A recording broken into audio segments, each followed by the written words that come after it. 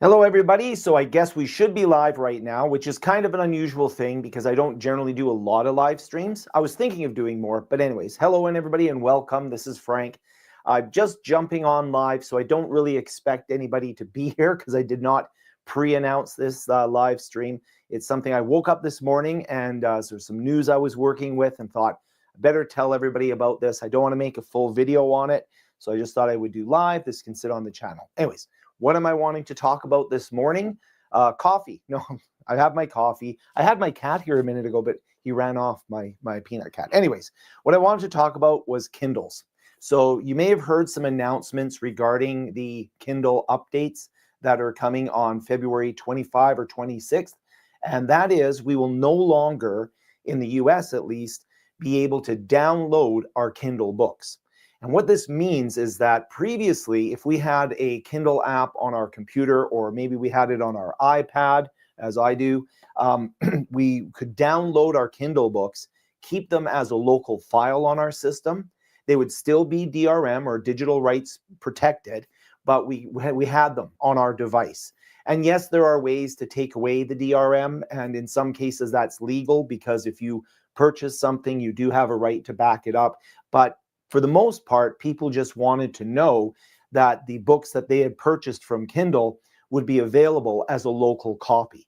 So if anything was to happen with Amazon, I mean, it's a big company, but if they decided that they didn't like a book anymore, they wouldn't have the ability to reach into your library and remove that book. Well, on the February 25, 26th, they will have that ability, at least in the United States. So they've changed the wording when you go to purchase a Kindle book. And a lot of this applies to the US. I'm up in Canada, so it doesn't apply here yet, but it is a concern. And what it means is that from now on, when you purchase a book, or you don't purchase anymore, you never did really, you license a book on your Kindle. The copy will not be downloaded onto the device. It will not be downloaded onto the app. It will be something where you have to have that app to use the Kindle, and you cannot save a local copy. So therefore, you cannot manipulate that copy or remove the DRM. Now, I'm not advocating for the removal of DRM or any of these things, but it is a concern because what it does mean is that if you have a different device, or if you have, where you did need to move it to a different device, that option will not be available. It was possible before, a little bit more confusing to do it using a tool. But the real issue here is it now means that Amazon lives on your bookshelf. And what I mean by that is that if for some reason they decide that a book is offensive to them, they could, in all theory, go ahead and just remove that book. So effectively, it's like a digital book burning. So, the world is complex and there's a lot of things that could happen and have happened. But if for some reason there was a book in your library, a controversial book, like something like I have in my library here right now, there's Franz Kafka's The Trial. And if all of a sudden they decided that Franz Kafka's The Trial is an offensive book, it's a book that nobody should read, we don't want people getting ideas and stuff, and they could just reach in and remove that book from your Kindle and it would be gone forever. So the reason I'm making this video is, first of all, to warn you that this is happening. So if you are, because I'm a big advocate of ebooks, I love the fact that I can take an entire library with me wherever I go on this little Kindle Oasis, or especially on my iPad. And I tend to use both. So I will use my iPad for any textbooks that I have, because if I go in and I'm reading a textbook, so I have, for example, this book on applied Power BI. If I go through this book, and I'll have to skim through, things like diagrams and such that are color, and of course now I can't find a color diagram, but a lot of times if you have screenshots or color diagrams, it gives you the ability to see them a lot easier and to work with them and manipulate and zoom in on them a lot easier than if you had a physical book. Plus, of course, if you have, like in my case, probably well over 2,000, maybe close to 3,000 titles in the Kindle that I've accumulated over many years. It's nice to be able to have all those titles with you. So if I'm doing some research, or if I want to look at a topic from multiple angles, I can do that. So the idea here is that now I'm going to have to make a big change to the way that I purchase any type of material from any buyer in the any seller in the world. And what I'm recommending to you is that maybe you consider the same thing. So when it comes to something like a textbook, those things have a lifespan. So if I get a book on Windows 2000, that book there's no value to that book anymore. Windows 2000 has come and gone. It's very historical, 25 years ago. So do I really care whether that book is removed off my Kindle? Probably, to some extent, it does me a favor if I can put them into an old book file. And I used to do this with my physical books as well. I have a number of bookshelves, and I would go through once or twice a year, and I would just pull any technical books that really weren't relevant anymore. And then I wouldn't even donate them, because why would I want to give somebody an old book? I would actually recycle them, and that was a good thing. I got my value from the book by interacting with it while I was learning that subject. So for educational books where you have a consumable knowledge, where you have knowledge that is finite in terms of its lifespan, hey, I'm okay with that. Doesn't bother me. Don't even give it a thought.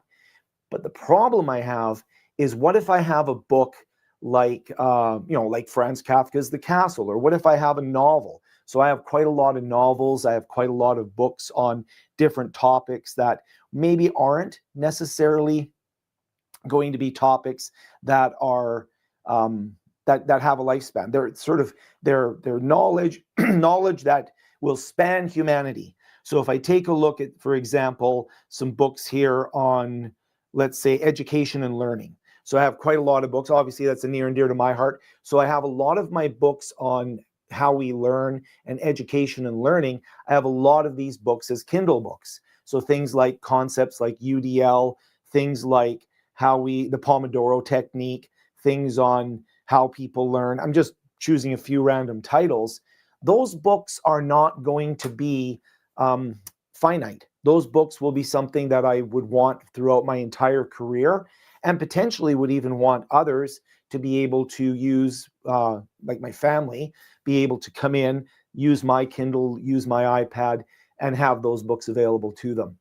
So what this means is that because Amazon can now reach into our Kindles, and maybe with the best of intentions, maybe with updating a book, maybe with editing a book that requires editing. So for example, if errata is found, old days we'd have to take our textbook. I would always show my students, okay, here's your textbook, here's the website that supports the textbook, and here's a page called the errata. So as we go through and find mistakes in the textbook, that would be given to the publisher. The publisher would put that on a list on their website. We could see what was challenged in the book. It was a virtuous circle. But potentially, if I had a book on something like economic theory, or I had something that went against a belief of somebody at Amazon, whoever, and that person said, I no longer want you to have a copy of that book. I don't want you to have those thoughts. I don't want you to think about these things. They could, at least in theory, reach in and pull that book from my library. So my recommendation has now changed. Whereas before I was a big fan and I said, go and get Kindle books. You'll save your back. You can take 1,000 books, 2,000 books with you in your pocket. You can see nice color diagrams. You can expand on them. I wanted to do this live stream just to warn you that this is happening, and to say maybe now is the time that we don't support electronic books with Kindle anymore. Maybe now, if you have a textbook, you just need it for a semester, that you just need it for a finite period of time. It's a piece of software that's going to expire. You know what? I'm still probably going to use my iPad and the Kindle app for that. And if it's going to be something where it's a novel, or where it's a professional book, or those types of things, I will go to the physical printed book at this point in time. So it's upcoming thing with Kindle, a little bit of a concern. Now, I don't really have anybody live here, because it's just I thought I would just throw this on and put it out there so that it was available to you guys. But let me know in the comments after I post this on my channel, what are your thoughts on electronic books? Will you use Kindle for some books, but not all books? What type of books will you get physical copies of? Will you go to an alternate platform for the books? I still do like electronic books, I have to admit. I don't like the idea of, having, I read a lot of books. I don't like the idea of having a bookshelves with 1,000, 2,000, 3,000 books, because there's only finite space in my life for a bunch of physical books.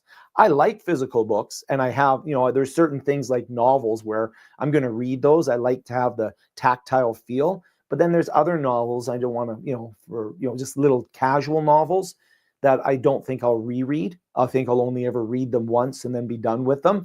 But there are other novels where I think, this is a special book. This is a book that I really enjoy.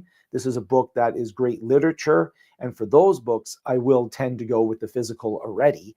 But I will definitely be rethinking any type of book that I get on a Kindle in the future. So that's the big update. Kindle's being very explicit, at least down in the States. When you go to purchase your Kindle book, it's telling you just have a license. That means it could be revoked at any time. You're at the mercy of the license holder, and that's problematic, in my opinion.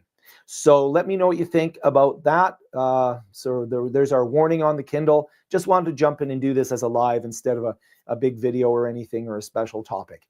So let's hope this is something as well. Let's hope that this doesn't apply and become a bigger problem where all of a sudden they no longer have a Kindle app for the iPad. They no longer have a Kindle app for your computer, and they'll force you to just go with the Kindle device. I have a Kindle device, but if they were to do that, if they were to stop supporting the Kindle app on the iPad, or if they were to stop supporting the Kindle app on my computer, then I would absolutely cut Kindle out of my life. I would keep my Kindle device. I would keep whatever books I did have on my Kindle device, but I would never purchase a book from Amazon through Kindle again.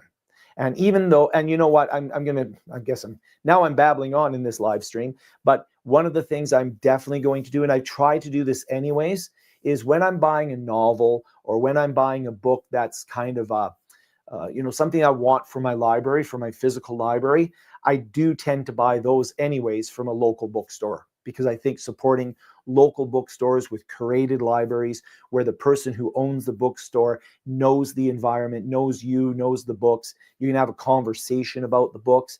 You have that social aspect to reading, which I do think is important. I'd rather do that way more with a local bookstore.